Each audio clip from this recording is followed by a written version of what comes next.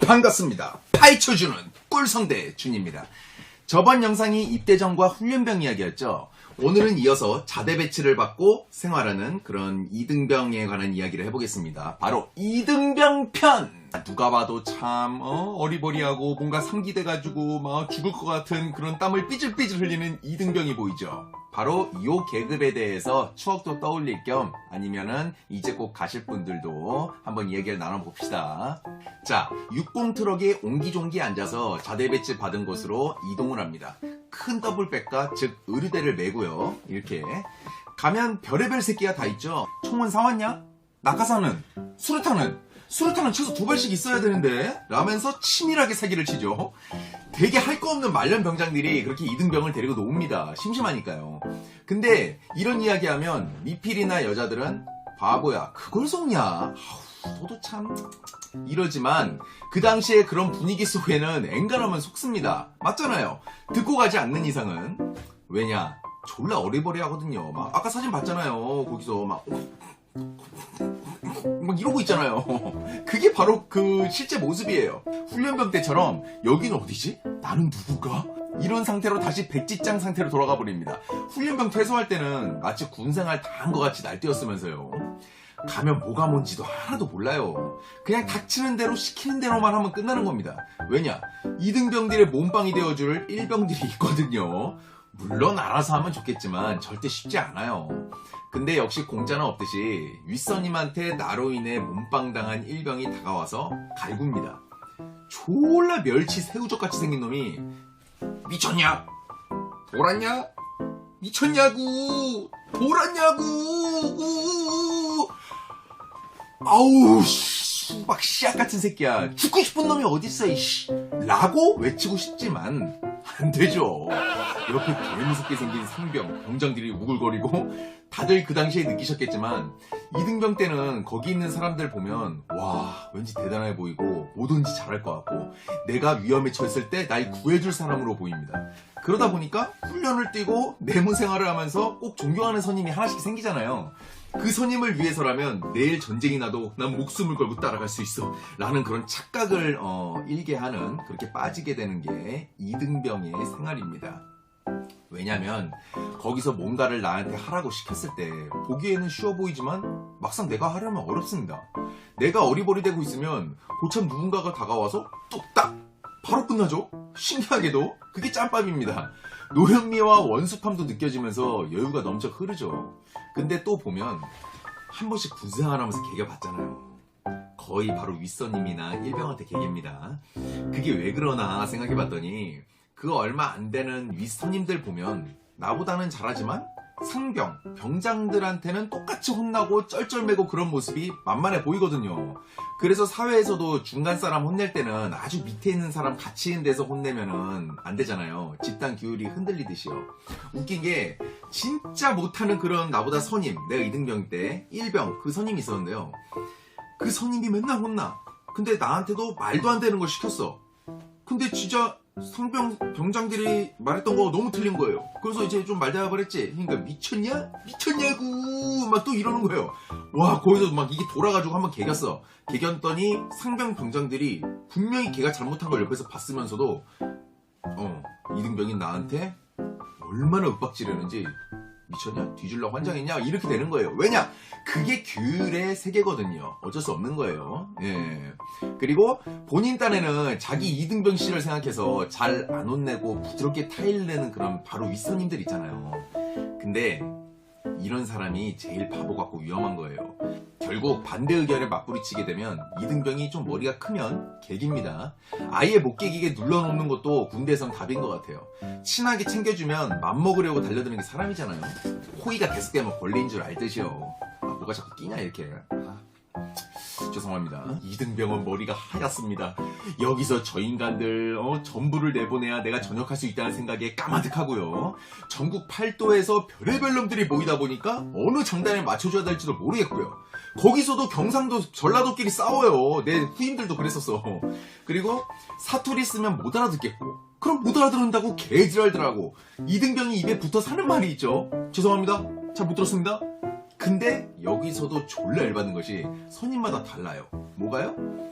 이런저런 이야기를 했는데 못 알아들었어요. 그래서 다시 되물을 때 죄송합니다. 잘 못 들었습니다. 라고 하면 그 이야기를 다시 또 해주는 선임들이 있고, 반면에 똑같이 물었는데 정색하고 죽이듯이 갈구는 놈들이 있죠.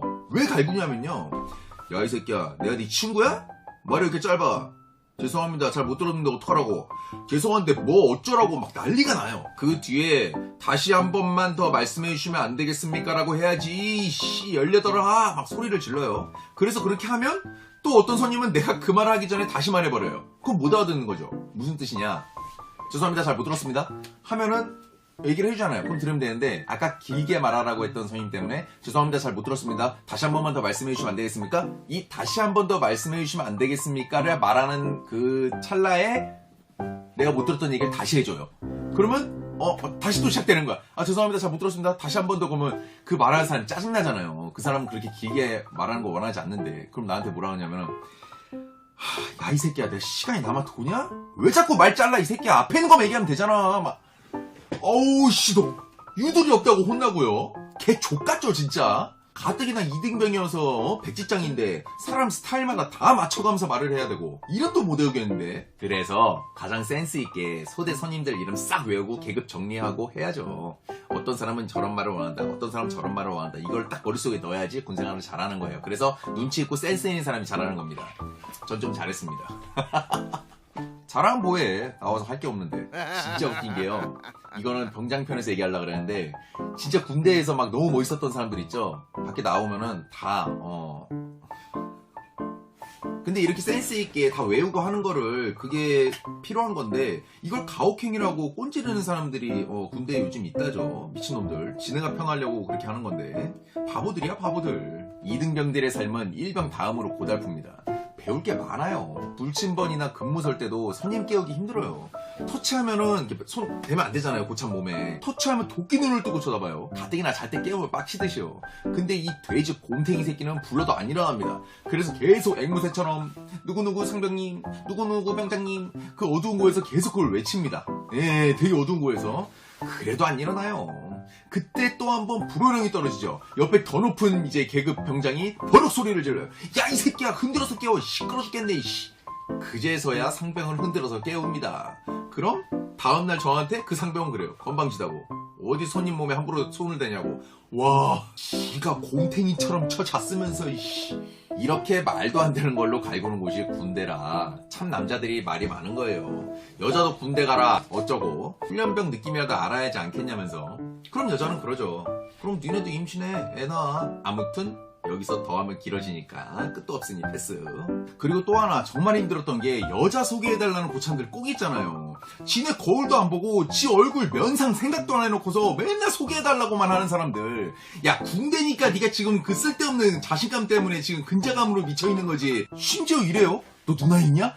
야, 이씨, 미쳤냐? 내가 너 같은 꼴뚜기를 소개해주게, 우리 누나를. 씨, 집에서 호적 파일 일 있냐고. 이씨. 또 한 번은 제 동기 얘기인데요. 저는 당한 게 아니라서 너무 웃겼어요. 뭐냐면은 막내니까 이제 페트병 반절 잘라가지고 거기다 숟가락 젓가락 꽂아서 줄을 쓰고 기다리잖아요. 근데 보통 한 손으로 들고 한 손으로 이게 차렷 자세로 건빵 바지에 붙이고 이러고 있죠. 이것도 군기가 많이 들어간 상태인데 이걸 가지고 걔 손님이 뭐라 그러는 거예요. 그래서 옆에서 이렇게 봤더니, 야, 식사 시간인데 경건하게 안 들고 있어? 막 이러는 거야. 그래서 뭔가 했더니 두 손으로 이렇게 들고 있으라는 거야. 완전 어이없잖아. 결국은 그 녀석은 자면서 바로 옆자리 손님이라서 자는 내내 갈굼당하느라고 잠을 못 잤대요. 근데 알고 보니까 그 손님이 뭔 줄 알아요? 크리스찬인 거예요. 모태신앙. 에라이. 아침에 일어나면 외웠던 군가를 외치면서 구보를 하고 띵뛰기, 청소 빗자루질을 하고 밥 먹으러 갑니다. 가서 임무가 있는 날은 바로 못 먹습니다. 왜냐? 요즘 식기세척기도 있대요. 와, 미쳤다. 겁나 좋아졌다. 라떼는 말이에요. 딱이란 게 있었습니다. 밥을 못 먹는 이유가 있어요. 식기세척기가 웬 말이에요. 식당에서 쓰는 거요. 식용유 큰 통이나 그런 거에다가 수세미 5개 이상 넣어두고 파란색 빨래비누나 초록색 오이비누를 넣어둡니다. 따뜻한 물을 이제 취사장에서 받아갖고 와서요. 수세미 2개를 들고 비누 가운데 넣고 막 비빕니다. 그럼 거품이 일어나요. 근데 미친듯이 비벼야 돼요.